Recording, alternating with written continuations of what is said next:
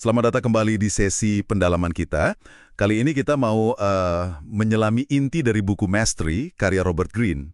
Fokusnya ke satu gagasan yang menarik banget, yaitu kekuatan tertinggi yang bisa kita capai sebagai manusia.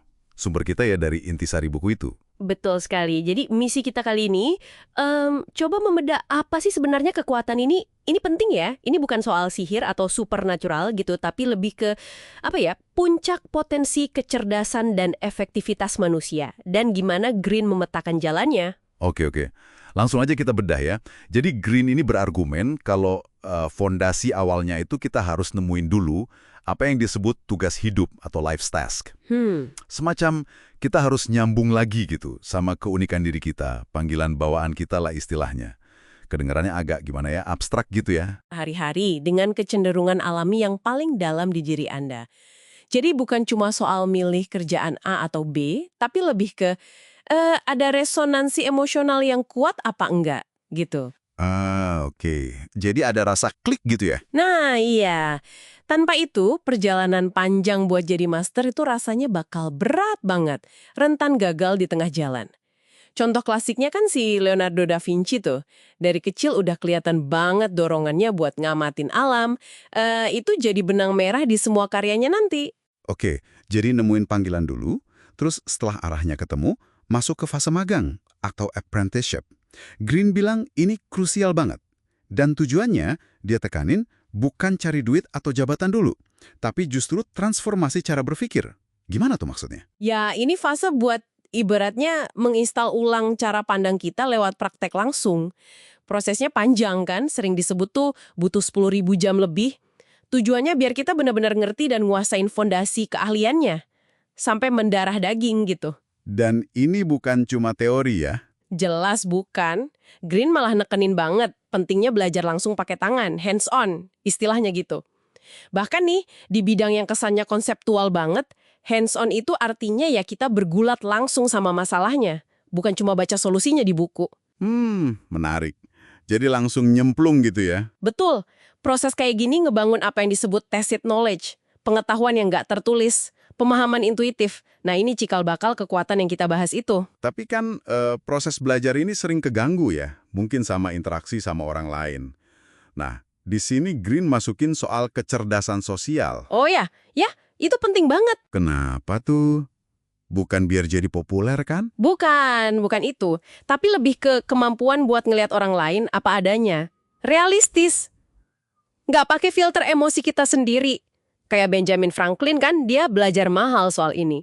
Krusialnya gini, interaksi sosial yang katakanlah buruk atau nggak sehat, itu nguras energi mental kita banget. Padahal energi itu harusnya bisa kita pakai buat fokus belajar kan? Masuk akal. Jadi kayak sistem pertahanan energi gitu ya? Persis. Biar bisa tetap fokus ke tujuan utama, nyerap ilmu, ngasah skill, bukan malah kejebak drama kantor atau pertemanan yang nggak perlu. Ngerti motivasi orang, baca situasi, waspada sama iri hati, itu semua bagian dari kecerdasan sosial ini. Oke, fondasi kuat lewat magang, terus pinter navigasi sosial. Nah, habis itu kita masuk fase yang disebut kreatif aktif. Ini bagian yang kayaknya seru banget nih. Iya, di sini nih mulai kelihatan percikannya. Pikiran kita nggak lagi cuma pasif nyerap info, tapi mulai aktif ngolah. Menciptakan sesuatu yang baru. Greene bilang ini kayak gabungan antara semangat anak kecil, rasa ingin tahu, fleksibel, tapi digabung sama pengetahuan mendalam yang udah kita kumpulin. Gimana tuh prosesnya di kepala kita? Iya, nah deskripsi Greene di sini menarik banget. Dia bilang, pikiran kita tuh kayak dipaksa keluar dari lamunan internal kita. Jadi benar-benar nyambung sama realitas di depan mata. Fokusnya jadi tajam banget, bisa nembus kerumitan masalah. Di momen itulah biasanya muncul ide-ide orisinal, solusi kreatif. Nah ini udah mulai kelihatan nih manifestasi kekuatan itu. Wow. Dan puncaknya, ya master itu sendiri ya? Di mana intuisi yang udah diasah bertahun-tahun? Yang Greene sebut fingertip feel itu ya, firasat ujung jari. Iya, itu dia. Itu nyatu sama analisis rasional kita. Jadi bisa lihat pola yang orang lain gak lihat, bisa antisipasi, bisa bertindak cepat dan tepat. Apakah ini inti dari kekuatan tertinggi yang dimaksud Greene? Persis, itu dia. Kekuatan ini kalau mau dianalogikan mirip kayak kecerdasan intuitif nenek moyang kita dulu pas berburu atau bikin alat. Setelah ribuan jam praktek, muncul pemahaman mendalam yang bikin mereka bisa ambil keputusan cepat dan efektif. Instan gitu rasanya. Jadi bukan kemampuan mistis ya? Bukan sama sekali. Ini murni hasil dari perendaman total dalam satu bidang.